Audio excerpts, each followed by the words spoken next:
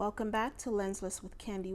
I'm Lysandra, your favorite lensless stylist, and today I'm sitting with Alfred Banks, aka UnderdogCentral on Instagram.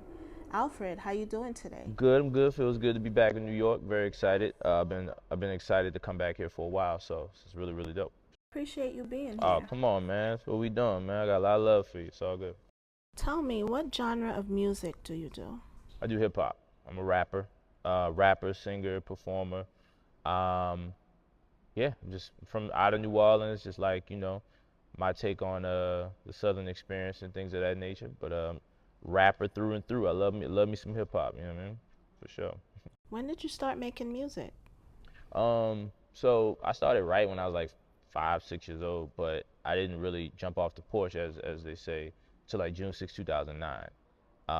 That's when I did my very first concert in New Orleans, and ever since then it's kind of been gung ho. So I say I started doing music June 6, 2009, because that's when I did my first gig.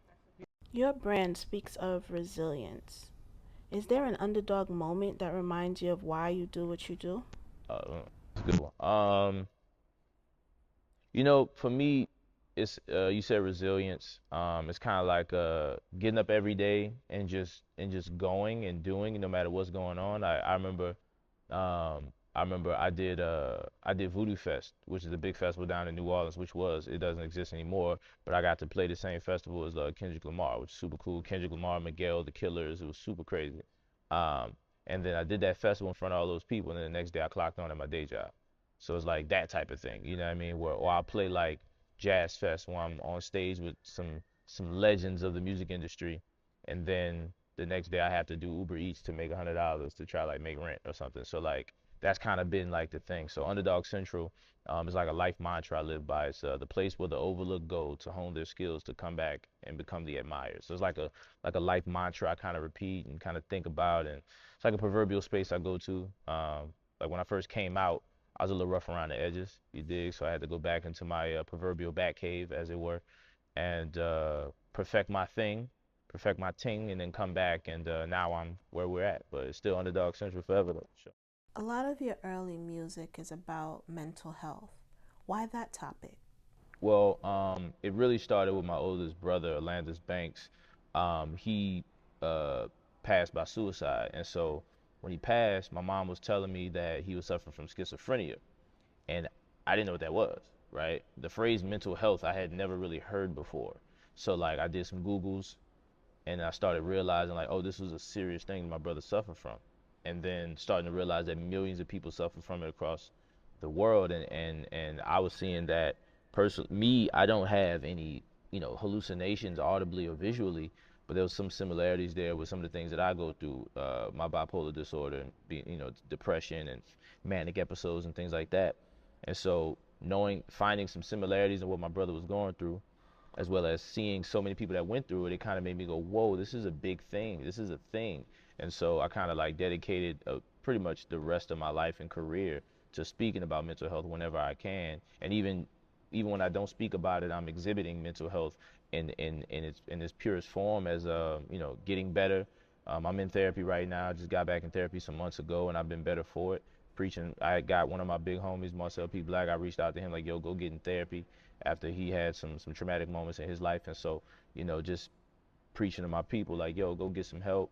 It means a lot to me, and that's not about a check or anything. That's just more about making sure my people straight type thing. So Years from now, what do you think people will say about Alfred Banks? years from now, I would love people to say that dude worked really hard.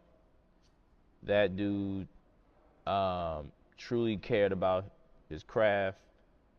Um, he had a never say die attitude. Boy had a lot of shoes. He was fly. He could dress.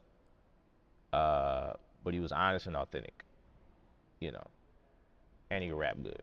But really about the authenticity. So people see me all these years and they think authenticity, they think genuine, hardworking, then I think I've done my job. What's something that your day one fans know about you that your newer listeners don't know? My day one fans know my previous rap name, which was Lyrics the Lyricist. I dropped a few projects under that moniker. I even toured with Mickey Fax here in New York under that name, and I stopped using it in 2015. So pretty much the past 10 years, there's a lot of people who don't know that part of my career. Um, and now they know Alfred Banks, they don't know lyrics. So yeah. If you were not doing music, what career path would you have taken that can give you the same fulfillment that music does? Uh, a semi-professional basketball player. I'm really good at basketball. Uh, never played organized, but I'm a very good street basketball player, which are two completely different games, but I'll still, give myself some credit. I'll be playing basketball. That was like my second thing. I wanted to play ball, but I don't like being told what to do. I don't like conforming, and I don't like suicides, like running suicides. So I was like, yeah, I'm probably not gonna do Do you this. play ball now? Every now and again, yeah, I try to play. There's a basketball court back home in New Orleans, Napoleon and Magazine Street, Napoleon Avenue. I try to play there 2, 3 times a week. I used to play there 5, 6 days a week, but like things have gotten busier now, so I try to play there like maybe 2, 3 days a week, just to or just pull up on my bros and just see what's up. That's when I know I'm turning into an unk, because sometimes like I'll pull up over there just to like say what's up to them. I'll just be sitting on the bench, cool, and watching everybody play ball. I'm like, whoa, I'm getting older. This is crazy. But yeah, nah. So I still play, but I would be a basketball player if I didn't rap. That's interesting. I don't know why I felt like you would say fashion designer. Nah, I wanted to be Allen Iverson. I like your fit check segments on TikTok. Those are I cool. appreciate you. Thank you, thank you. Yeah, that's something. Speaking of that, man, like I really the past like 5 years I really got into the clothing. I've always like taken a level of importance in what I put on my body. But the past like 5 years, for some reason, it's just kind of like clicked in a way that it hasn't before. And I just started doing that on TikTok just because like, it wasn't really like I'm gonna start doing it and people gonna follow. I just literally just wanted to put up some fits and show people I know how to dress a little bit, but like just have some fun, because like if I'm being honest, my personal TikTok was kind of dwindling. It wasn't really nothing going on with it. I just had it for some reason. And I was like, let me start using this thing. And so I started putting the fits up, and slowly but surely it's starting to grow, and it's really cool. So I really enjoy it. I actually look forward to it nowadays. I take a couple of days off at times, but I definitely look forward to it. When you pick your clothes, do you pick from label designers or independent designers? I actually prefer independent designers, right? That's like my favorite thing. Like obviously I have on like a Nike sweater today, but most of my, like this brand right here is called B-Side Jackson, dope hat brand out of New Orleans. So like my man Tarek, I think he's from Jackson, Mississippi originally, but he moved to New Orleans and he does these hats. So like I always try to keep something indie on my body. I'm wearing this dope, glass brand Khandie Woo frames. They're pretty cool. So like I try my best to like keep something on my body that's independent. So, and if it stands out, people go, oh, what that is? And now I got a story to tell them, and maybe I can get their story spread. You know what I mean? Have you ever had to pivot in your career or during a project? Um, the only real pivot I've had in my life was during the pandemic, where I had to like completely change what I was doing to keep income coming in. I became a sneaker seller, and I became a Uber Eats driver. That's pretty much the only time I've been doing music consistently for 15 years now, and so I've never had to pivot in that regard. I had a day job for 9 years, right? But like I've always done music. So the biggest pivot was during the pandemic, like 2020, when my job closed down. I used to work at a head shop, smoke shop, called Hippie Gypsy, but down in New Orleans off Canal. But I worked there for a little while. When that store closed down, I got 300 pairs of sneakers. I got all this money in here. Might as well sell some stuff. So started flipping shoes and stuff like that, and then also doing Uber Eats and stuff. That was like the way I was doing it to make it happen. So that's like the only pivot I think I've ever really had to do. Um, Creatively speaking, I've been trying to like the past like 3 years have been me doing things creatively that I don't normally do. I think it's one of the reasons why Sax Kix Ave is so successful, is because we do such out the box type of things. So I've pivoted creatively in that regard, for sure. Seeing as though you brought up Sax Kix Ave, what's it like being a seasoned artist and teaming up with another seasoned artist? It has its pluses and it has its pluses and minuses. Way more pluses than minuses though. The only few minuses is when there's something I really like we have to both agree on it, right? And if he doesn't feel it, then it doesn't go. You know, we have to compromise. And sometimes he'll say something that I'm not feeling too much. And it's like, okay, cool, let's figure it out. That's like the biggest one. But outside of that, man, it is really dope. It makes our job easier, right? Because people knew him from the band he was formerly in, and then people know me for all the work I put in. So we've come together, and it kind of helped us jumpstart that thing a little bit more, even before we went viral and stuff like that. Like, people respected what Sax Kix Ave was because they like Alfred Banks and they like Albert Allen back as a musician. So it actually was really dope. Out of your whole catalog, what song or songs do you think would hit with your younger self and why? Oh man. Uh, so I guess I got two answers. One would be with Sax Kix Ave. We got a song called Spaghetti Western, and it features Mac. Mac is a rapper formerly of No Limit Records, and he has like Shell Shock, which is like a bona fide classic hip hop album. And he's the first rapper from the South to do a song with Nas and stuff. So like, he's like he was a big thing in my house. My oldest brother Landis loved Mac, and so to get cool with him and him do a record with me and take a chance on my group was like, oh snap. So 17, 13, 14-year-old Alfred would be like, holy shucks, you got a song with Mac, bro? You did it.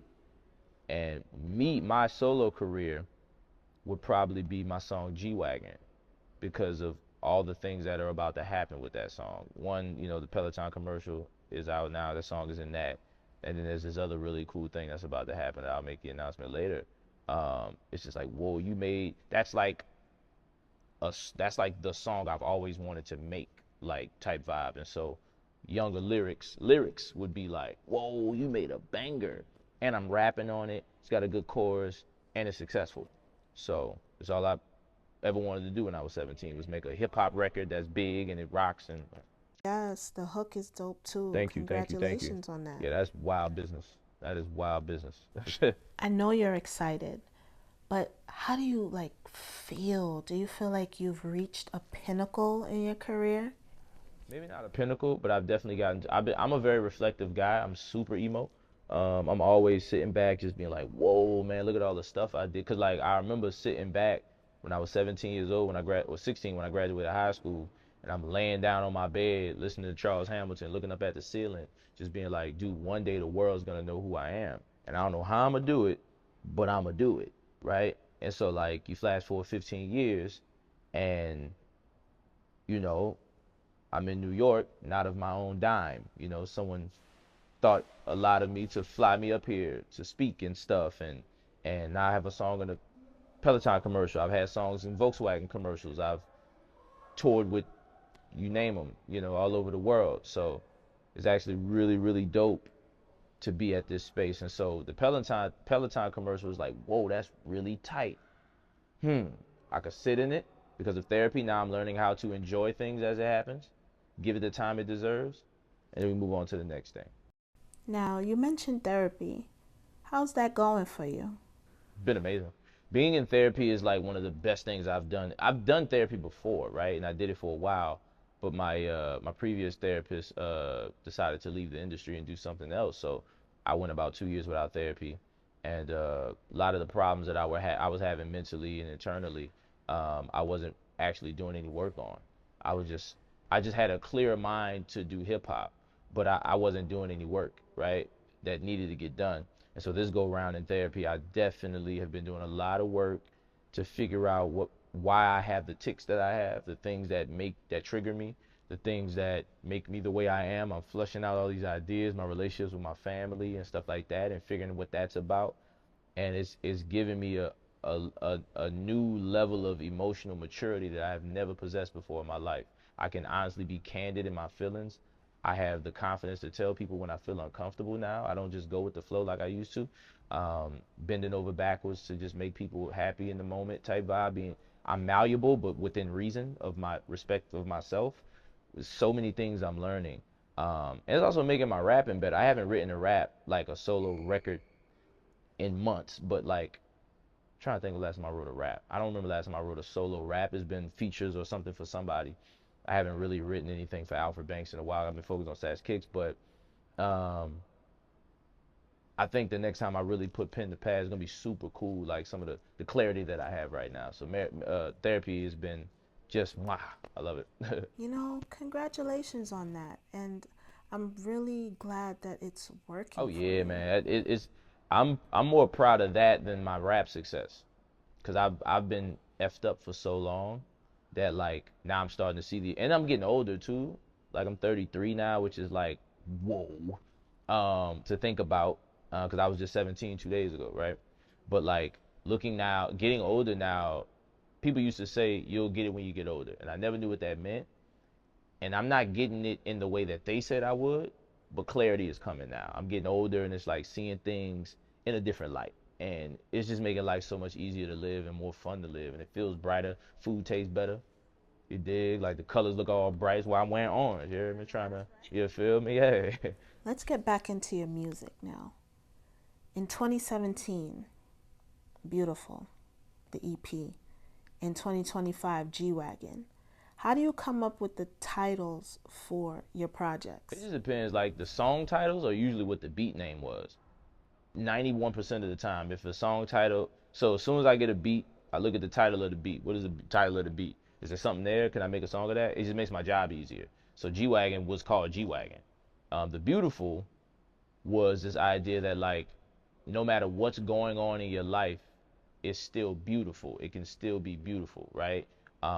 Like a beautiful struggle, beautiful, that type of energy. So that's where that title comes from. But like, I don't know, songs like titles like Joyful Therapy. That's what that is. Just like that was the name of the beat, you know what I mean? And it invoked the emotion out of me.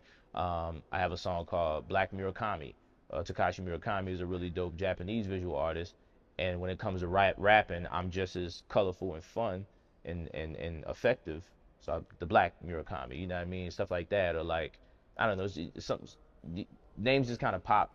And sometimes I name something after I make the song. So maybe the chorus would just be, let's just go with that, be the chorus. Or sometimes the beat name or whatever the case. Maybe I'll say something cool in the rap and just take 2 words from it and make that the title or something. So, um, yeah, what we got? The Beautiful. I got my first album ever was called The Nobody's Monologues 2, which was hilarious. The Beautiful. Then we got Road to a Rolex, which is like when I was a kid, my grandfather, he had a Rolex that he wanted to give me when he passed, and for whatever reason I didn't get it. And so I said, when I get older, I want to buy a Rolex. That's like it's the only piece that I really want. I don't really do. I got a little something on, but I don't do jewelry like that. I want a Rolex. So that project was like me jumping into in retrospect, my capitalistic energy, which I'm not a huge fan of that anymore, but getting to this bag, right? Like in a road to a Rolex, like the grind and hustle that it takes to get there. So that's what that is. The Mere Exposure Effect is an EP of mine. The Mere Exposure Effect is this phenomenon where you start to like something because you're familiar with it. So like all the songs sounded like what was on the radio at the time. And because I wanted to show people, one, that I could do that if I wanted to, and two, maybe this song will be streamed higher because it sounds like what other people are doing kind of. But I did it my way. It wasn't like carbon copy. So yeah, certain ideas and album names and songs, they come with concepts behind them kind of do. Authenticity is always the key, and it's well Yeah, received. for sure. I definitely try my hardest to, really, man, I don't even try hard. I'm just doing me. I do what I truly like to do. I don't A long time ago, I stopped trying to make music for people, and I make music that I think is dope, and I'm trying to find people that also like music like that. Like, I'm not gonna make a song that I think you would like. I'm gonna make a song that I like, and I wanna find people who like that kind of music. And it takes the stress off of me, because it's like, I'm not trying to chase a hit. Finding your tribe. Yeah, I don't even have the money to get a hit record. Well, it's 2025, you go viral, but like traditional ways of making a hit record. We ain't got no bread like that. So like I might as well just make what I want to make. Like why would I put major label restrictions on a guy who I've never even been signed to nobody? So like, let's just have fun. I want to talk to you some more about your social media. We already spoke about your fit checks on Come on, man, I TikTok. got it. You feel put a little. Do you handle your own social media? Yes, every single one of them. All 8 of them. Nah, man. The only time where I don't touch social media is the Sax Kix Ave accounts because Albert co-runs them with me. But we co-run TikTok and Instagram. but I run all of our other socials, the YouTubes, the Facebooks, the Instagram. I'm sorry, the YouTubes, the Facebooks, the what they call it, the X, the all of those. Like I run all of those, and then I run all of my own. So I run about like 11 different accounts at this point. So I run all of that. Wow. So how do you handle all of that? I just do. I just wake up. It depends on what Sax Kix Ave has going on. Like right now, we're still promoting that album. So I wake up, do some story posts. If we ain't got nothing to post on the main feed, I just come up with some stuff in my head, post something on our story, promote something, get it out. And then I do that on every single one of our Sax Kix Ave accounts. Then I go, okay, Alfred Banks, what do I have going on right now? And so I come up with something, post something. I got this tour, run of shows I got coming up. So I've been promoting that like crazy. So just coming up with different ways to promote uh, the same thing over and over, and then doing it different on each account. Well, you're doing a great job. Thank you, I appreciate it. I see the numbers, I see the engagement. I always say to myself, they gotta have somebody helping them with that. Man, look, I actually take social media, like it's funny because like I come from a, I come from like all my OGs was like out here doing it. They weren't like necessarily like behind the screen. So I kind of add that energy to the internet. So I'm the type of person that like DM people. Like if you leave a comment, if I don't know you already, I'm gonna DM you. Hey man, how'd you get across my account? Come across my account. We do all man much love. Look, here's a link with all my stuff on. Just keep in touch. They do stuff. I leave likes if I like it and stuff like that. Interact with them, show love, and you just do that times 200 every single day, and you can build a fan base. Especially when you ain't got no money for a publicist. That's good advice, and it's also putting in the work. Got to, man. And you have merch, right? Oh yeah, got to. I have a lot of it. I have my website was alfredbanks.bandcamp.com. People can go get merch. I try to keep the merch, you know what I mean? Looking like a Dollar General when you come to my shows. Do you have any advice that you would give upcoming artists? Make music you like and then find people that like that music. That'd be the first piece of advice. The second piece of advice would be get don't get into this game if you think you're gonna make buku money off it. Because if you do it the right way, you're not. If you do it with authenticity in your heart and you like give a damn about the culture and the craft of writing raps, you're gonna be broke for a long time. So just like be okay with that. Do it because you like to do it. Don't do it because it's a cash grab. Because the culture is more important than that, right? Look like one thing I always followed as when I was first coming up. I think it was Mick that told me that. Was it Mickey? Somebody told me that when you're on stage, you're not supposed to look like the people in the crowd. So take pride in what you put on. You ain't gotta have a Louis Vuitton jacket with the Gucci shades and the this or the that, but just look like you put some thought into it, right? And check that ego at the door, because if you're doing an open mic, you ain't got no room for an ego, fam. So just rap. You know what I mean? Just rhyme. And if someone like me who's done some of the things I've done, I don't have an ego, probably tone it down a little bit. So keep the ego back at the crib. You know what I'm saying? Interact with that. Maybe y'all eat breakfast in the morning together, whatever it is, Frosted Flakes. But when you leave the house, you gotta leave that in the closet type vibe. Leave that in the dresser, you dig? There's no room for ego when you're on your come up. So. Tell me about when you performed with the Philharmonic. Oh my goodness. Girl, look. First of all, I never thought I would do something like that. Not like I wasn't capable of it. I just never thought it would come across my desk. Like my previous manager put that work in, and Tavia, she put the work in to kind of like start that conversation. And man, it took about 3 years. First year they was like, okay, we'll get to it. Second year they was like, yeah. And then the year they hit me up was last year. And when I got that call, man, I got that call 2 weeks after Jazz Fest, which is like a big festival in New Orleans. I was like, what is going on in my life? Like, what is happening? To perform with a Philharmonic, I think we played with like a 20 piece, 30 piece, 25 piece, something like that. It was crazy. That was amazing. It felt powerful. It was my very first sold out show in New Orleans. I never sold out a gig before. We sold 200 tickets at $40 a pop, which was tight. Never did that before. So that was ill. But outside of all of that, man, it was a moment. It was a moment that I wish my brother was here for. You know, I would have loved for him to see that. And I know people say like he was there in spirit, but he wasn't there physically.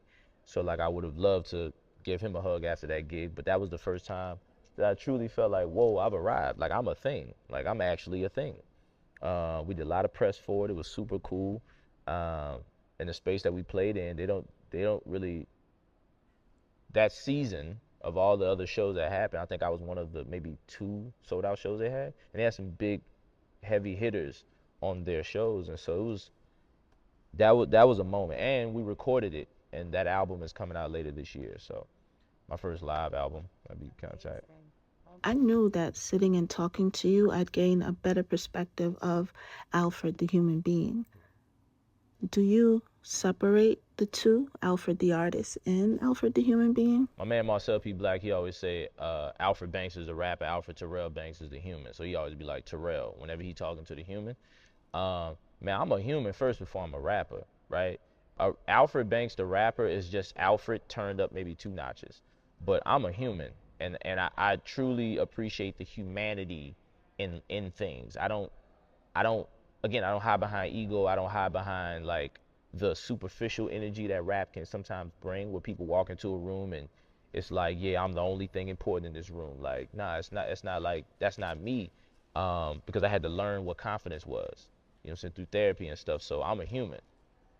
So yeah, there's definitely a separation. When I'm on stage, like, I have social anxiety. Like, I really, talking to people, I have to like kind of cut on a thing in my brain to do it. Like, I'm not naturally a, hey, how you doing? I don't do all that. So like, I'm a very, I don't say timid. That's not the word I want to use, but I'm very quiet. I'm very chill, and I walk into a room and go straight to the back. Like, we coolin'. Not that I'm antisocial, but it just weirds me out being in rooms with a lot of people and then all of them looking at me like, oh. So I have to like kind of cut rapper Alfred on, and I have to prepare for those moments. I'm at my house game planning and thinking, like, okay, I'm chilling all day. I'm not doing nothing because I got to keep my social media together. You dig? Like that type of thing. So there's 100% of separation. I enjoy what I do, right? I enjoy being out there and people loving what I do. That's tight. But boy, that shit's stressful. For sure. You handle it very well, and I'm actually taking notes from you right now for myself. And I think we can all learn from each other. 1,000%. And I appreciate these types of conversations because it's real talk. Oh yeah, you already know. I gotta keep it real here, man. Are there any future plans that you're looking forward to?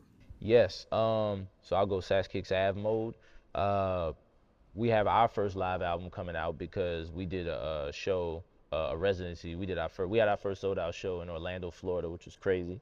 And we did 3 nights, 2 shows a night, 6 shows. And so we recorded all 6 of the sets. So we're gonna take the best of each set and turn that into an album. So we're gonna be doing that. We're dropping a new version of our song Arctic, which kind of hit with our fans. A live version of, we did a Tiny Desk submission, and we are gonna upload that song. I think comes out in a few weeks. What else we got? We're doing some festivals back home in the city, and we're doing some internal work to kind of keep things going. Alfred Banks, I have a new single coming out with my man Pell. It's called Get Back. That's gonna be out very soon, end of April, early May. I have a project called Yestermonth. That's gonna be like my next project. It's the idea, another name, right? Yestermonth is using your past as inspiration to build your future. So it's like, we ain't gotta live in the past, but you can still go to the past to get that inspiration to move forward. So that's what Yestermonth is. The live orchestra album is coming out. I also have another project with a producer who lives here in New York, but I met him in New Orleans. My man Aiden McFadden, I believe his name is, and it's like a trap album. I never really did that before. Super trappy, showing cast the diversity still goes deeper. So I got about 3 projects dropping this year, hopefully, a new single. And I'm in the middle of a bunch of shows right now, so it's gonna be hella shows moving forward. So I have a lot of cool things on the horizon, man. So You dropped a lot of gems today. Is there a favorite quote that you have that you want to share? um, I think it's a James Dean quote. It actually was another name of an album I put out. Uh, Dream as if you live forever, live as if you'll die tomorrow, I think. So it's a little extreme, but it's dream as if you live forever. Like, I think that's so beautiful. You know what I mean? Like, cause you will, right? you put that energy out there and you can actually make it tangible, that thing lives forever. I think that's pretty cool. I think so too. I think that's pretty dope. That's deep. Tell the people where they can find you and your music. So, so I'm just kidding. I'm you can you can follow me at so Alfred Banks. You can follow me at UnderdogCentral, UnderdogCentral, and that's everywhere. My name is Alfred Banks. Sax Kix Ave. You can follow us SaxKixAve, and that's everywhere. SaxKixAve.com, UnderdogCentral.com, or if you're old school, just go on Google, type in Alfred Banks, and some really cool stuff will pop up. You know what I mean? Well, that's exactly what I did. And when I looked you up, I was just scrolling and scrolling and scrolling. Oh, it makes me feel good. Well, here's the thing, like last little thing I'll say is, very early on, I realized that like, internet cachet is kind of like a very important thing. So I always wanted when people Googled me to have a lot to go through because like, it makes you look like you're busy. And man, I've been rapping for 15 years. I've done hella interviews, man. And so like, if you go through my history, they got interviews from 2014 and 2012, and you know what I mean?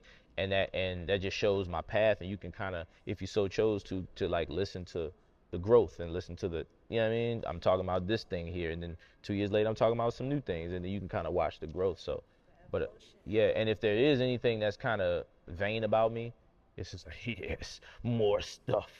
I love that. I love like when you Google Alfred Banks, it's a lot because I want to look like when you Google Mickey Facts. You know what I mean? That's big bro. Come on, man, that's big bro forever. Like you Google him, good boy. You got about 89 pages. It's crazy. So I looked at that and I wanted that. So thank you. That really makes me feel good when you say that. Thank you. That digital footprint is very You know what I important. mean? Because again, when I'm out of here, whenever day that comes, I want people to go back and look and be like, man, that boy was getting to it. Like, good Lord. And that's what we on. Well, I want to thank you for being here.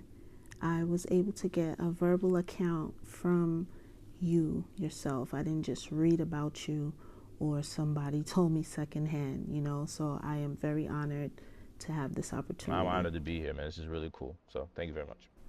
That was Alfred Banks, and we are Wearing Frames, Dreaming $1,000,000 Dreams. Please do like, share, and subscribe to my channel, Lensless with Khandie Wu, and we will see you next time.